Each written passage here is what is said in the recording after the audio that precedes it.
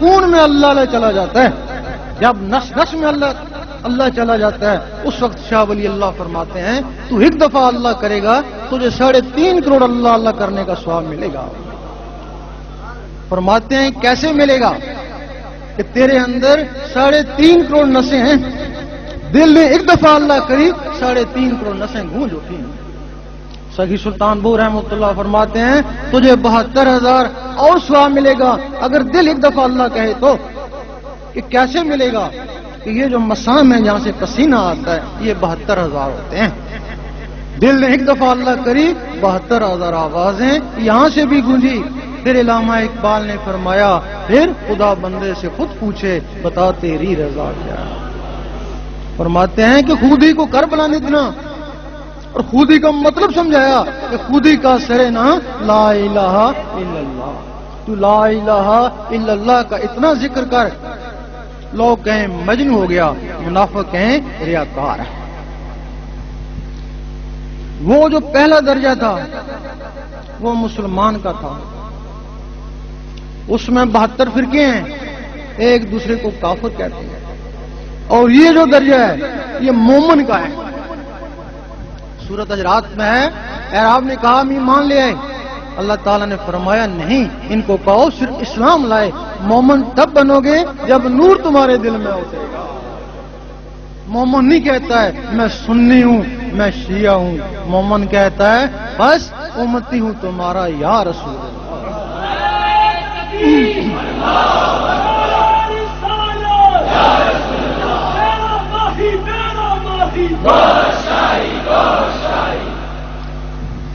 اگر یہاں تک کوئی عام آدمی پہنچ جائے اس کو کہتے ہیں کہ یہ نور ہے، اگر کوئی عالم یہاں تک پہنچ جائے اس کو کہتے ہیں یہ نور علی نور ہے۔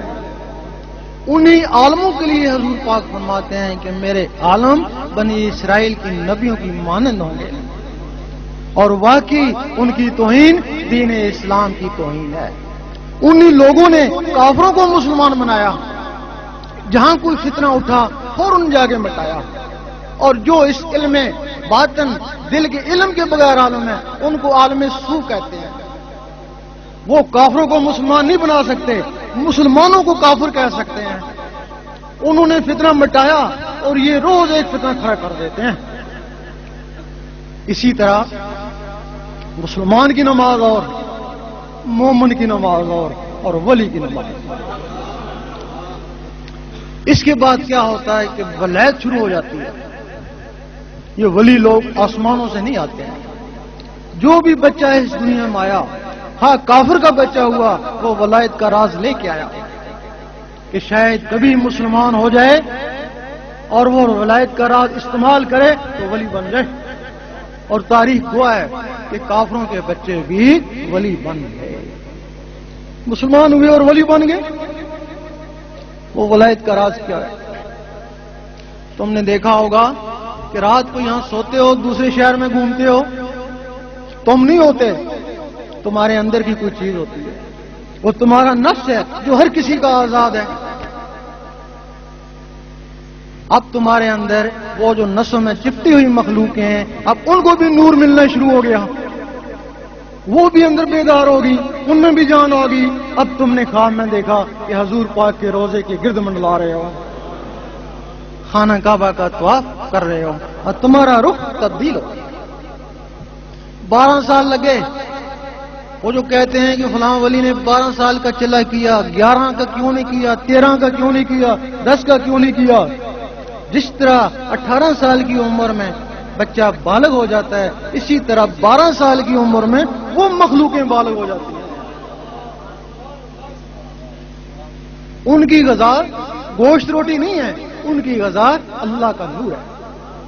اللہ کے نور سے 12 سال میں وہ بالغ ہو گئی۔ اب سونے کی ضرورت نہیں ہے۔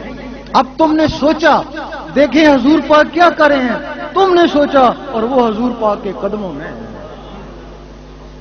وہ بلے شاہ فرماتے ہیں کہ لوکی 5 ویلے عاشق ہر ویلے، لوکی مسیتی عاشق قدمہ، کہ جو لوگ 5 وقت رب کو یاد کرتے ہیں، نماز بھی رب کی یاد ہے، ان کی انتہا مسجد ہے، با جماعت ہو جائیں گے اور کیا کریں گے؟ لیکن جو لوگ اس کے ساتھ ہر وقت اللہ اللہ کرتے ہیں وہ حضور پاک کے قدموں میں پہنچ جائیں گے. وہ قدموں میں پہنچ گئے، نوازے تو گئے. اب تم ان مخلوقوں کے استاد ہو، ان کا تعلق تمہاری سوچ سے ہو گیا. اب تم نے سوچا دیکھیں اوپر کیا ہو رہا ہے، تم نے سوچا وہ اوپر پرواز کر گئی. فرشتوں نے روکا، نہیں رکی، کہنے لگے جو کچھ بھی ہے بیت المعمور سے آگے جل جائے گا. اور وہ بیت المعمور سے بھی آگے چلی گئیں، وہاں پہنچ گئیں جہاں رب کی ذات ہے. ظاہری جسم سے حضور پاک وہاں پہنچے اور ان مخلوقوں سے ولی وہاں پہنچتے ہیں. اس وقت فرشتوں نے کہا کہ واقعی انسان اشرف مخلوقات ہے. اس وقت کہا، اس وقت نہیں کہا. اس کے بعد کیا ہوا کہ تم مر گئے. مرنا تو سب کو ہے. ہمارا عقیدہ ہے کہ مرنے کے بعد سب کی روحیں آسمانوں پہ چلی جاتی ہیں. ولیوں نبیوں کی روحیں بھی آسمانوں پہ چلی جاتی ہیں. پھر کبھی سوچا پھر ان درباروں میں کیا ہے؟ جب ان کی روحیں بھی اوپر چلی گئی پھر درباروں میں کیا ہے؟ وہ جو اضافی مخلوقیں تھیں روح ان کی بھی اوپر چلی گئی، وہ اضافی مخلوقیں ولی بن کے دربار پہ بیٹھ گئے ہیں. لوگوں کو فیض پہنچاتی، ذکر کرتی، نماز پڑھتی، اور قیامت تک ان کا ثواب ان کی روح کو ملتا رہے گا.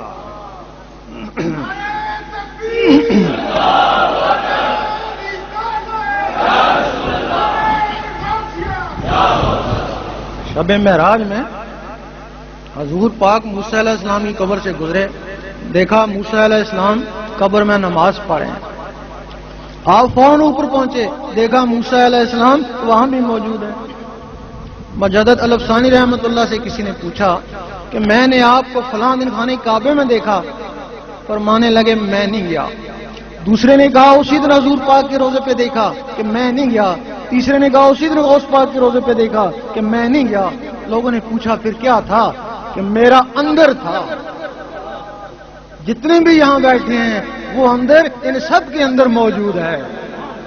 اگر تم ان میں سے ایک کو بھی زندہ کر لو تو تم مر کے بھی زندہ ہو. اگر تم نے ان مخلوقوں کو اپنی زندگی میں ختم کر دیا وہ 40 سال کے بعد ختم ہونا شروع ہو جاتی ہیں. اگر زندگی میں ختم کر دیا تو تم زندہ ہی مردہ ہو. غوث پاک کی ایک وقت میں 9 آدمیوں نے دعوت پکائی، سنا ہوگا. 9 کے گھر جا کے کھانا کھایا. کچھ لوگ تو کہتے ہیں ایسا ہو ہی نہیں سکتا، لیکن جو آپ کو ماننے چاہنے والے ہیں وہ کہتے ہیں ایسا ضرور ہوا، لیکن ان کو بھی نہیں پتا کہ کیسے ہوا. غوث پاک کا جسم مبارک مسجد میں مؤذن کے پاس تھا اور وہ جسم کے اندر کی چیزیں ادھر جا کے کھانا کھا رہی تھیں. اگر انہوں نے کھانا کھایا ہوگا، اٹھی بھی ہوں گی، بیٹھی بھی ہوں گی، باتیں بھی کری ہوں گی، اور جس میں اٹھنے بیٹھنے اور باتوں کی طاقت ہے نماز میں یہی کچھ ہے. ہو سکتا ہے ان کی نماز خانہ کعبہ میں ہوتی ہو. اور وہ جو کہتے ہیں کہ درویش کی نماز عرش مولا میں ہوتی ہے، کہتے ہیں نا یہ جسم نہیں جاتا، وہ جسم کا اندر جاتا ہے. اب وہ غوث پاک کا جسم خواہ مسجد میں تھا تو اندر کی مخلوقیں آزاد تھیں، خواہ آپ کا جسم مبارک قبر میں چلا گیا تب بھی وہ چیزیں آزاد ہیں اور آج تک لوگوں کو فیض پہنچا رہی ہیں. یقین کرو علم باطن کے بغیر علم ظاہر بھی کو نہیں. یہ مذہب اسلام کے 2 پر ہیں. ایک پر سے پرندہ اڑ نہیں سکتا. نماز 3 قسم کی ہے. ایک نماز صورت ہے، ایک نماز حقیقت ہے، ایک نماز عشق ہے. نماز صورت ہر آدمی پڑھ سکتا ہے، اس کو پڑھنا کوئی کمال نہیں ہے. 72 فرقے والے بھی نماز صورت پڑھتے ہیں. سکھ جاسوس بھی نماز صورت پڑھا کے چلے گئے، اور جس کو سکھ جاسوس بھی پڑھ لیتا ہے اس نماز کا کیا اعتبار. نماز صورت کیا ہے؟ قرآن مجید فرماتا ہے کہ ان نمازیوں کے لیے تباہی ہے جو نماز حقیقت سے بے خبر ہیں، ان کی نماز دکھاوا ہے. اللہ تعالیٰ نے حضور پاک کو فرمایا قل هو اللہ احد، کہہ دیجئے اللہ ایک ہے. آپ نے آمین کہا، آپ نے لوگوں کا کہہ دو اللہ ایک ہے. جنہوں نے آمین کہا مسلمان ہوئے، جنہوں نے نہیں مانا کافر رہے، جنہوں نے ہیل و جد کری منافق ہوئے. اب جب تم نماز پڑھتی ہو تو تم کس کو کہتی ہو؟ روز کہتی ہو کہہ دے اللہ ایک ہے. تم اپنے دل کو کہتے ہو کہہ دے اللہ ایک ہے. وہ جواب دیتا ہے گھر میں آٹا ہی نہیں ہے. پھر کہتے ہو اللہ الصمد، اللہ بے نیاز ہے. وہ کہتا ہے بیوی بیمار ہے. منافقت کر رہا ہے نا، مان ہی نہیں رہا. پھر تم نے کہا لامی والد والامی ولد، اس نے کہا ڈیوٹی سے لیٹ ہو گیا ہے چل. کافروں کی زبان اقرار نہیں کرتی، منافقوں کے دل تصدیق نہیں کرتے، اور فاسقوں کے جسم عمل نہیں کرتے. بتاؤ تمہارا دل تو منافق تھا، اب منافق دل کی نماز کیسے ہوگی؟ قرآن مجید فرماتا ہے کہ یہ نماز دکھاوا ہے. دکھاوا کیسے ہے؟ خشوع خضوع سے مسجد میں کھڑا ہے، لوگ کہہ رہے ہیں کہ بڑے خشوع خضوع سے نماز پڑھا ہے، لیکن اللہ تعالیٰ فرماتا ہے نہ عملوں کو دیکھتا ہوں، نہ شکلوں کو، نہ تیری داڑھی کو دیکھتا ہوں، نہ تیرے سجدے کو، میں تیرے قلب اور نیت کو دیکھتا ہوں. جس کو اللہ دیکھتا ہے اس میں دنیا، شیطانی خیال، کاروبار، اور جس کو دنیا دیکھتی ہے اس میں ٹینشن کھڑا ہوا ہے. یہ نماز دکھاوا ہے. بھلے آپ گھر میں اکیلے پڑھیں پھر بھی یہ نماز دکھاوا ہے. یہ نماز تباہی بھی ہے. قرآن مجید فرماتا ہے کہ تباہی بھی ہے. تباہی کیسے؟ 5 وقت کا نمازی تھا، ایک نیکی فائل پہ لکھی گئی، لیکن تھوڑا سا تکبر دل میں بھی آیا کہ میں نے جماعت سے نماز پڑھی. دل خالی ہے، نیکیاں کر رہا ہے، فائل میں لکھی جا رہی ہیں نیکیاں، لیکن دل میں تکبر، حرص، حسد آ رہا. پھر کیا ہوا؟ ایک دن فائل نیکیوں سے بھر گئی، لیکن وہ سینہ تکبر، حرص، حسد سے بھی بھر گیا. جب اللہ تعالیٰ نے دیکھنا چاہا تو وہ فائل کو نہیں دیکھتا ہے، وہ دلوں کو دیکھتا ہے. دلوں میں تکبر، حسد بھرا ہوا ہے تو اللہ تعالیٰ اس سے بیزار ہو جاتا ہے. جب اس سینے میں تکبر آیا، تہجد بھی پڑھتا ہے لوگوں نے کہا، اور تکبر آیا. ایک دن بے نمازی کو دیکھا، بڑی حقارت سے دیکھا کہ میں تجھ سے بہتر ہوں. اس وقت علم باطن کام آتا ہے، ورنہ اس کا ایمان ہی چلا جاتا ہے. علم باطن کیسے کام آتا ہے؟ جب وہ تکبر سینے میں آتا ہے، اس سینے میں اللہ اللہ ہو رہی ہوتی ہے، اس تکبر کو باہر پھینک دیتی ہے.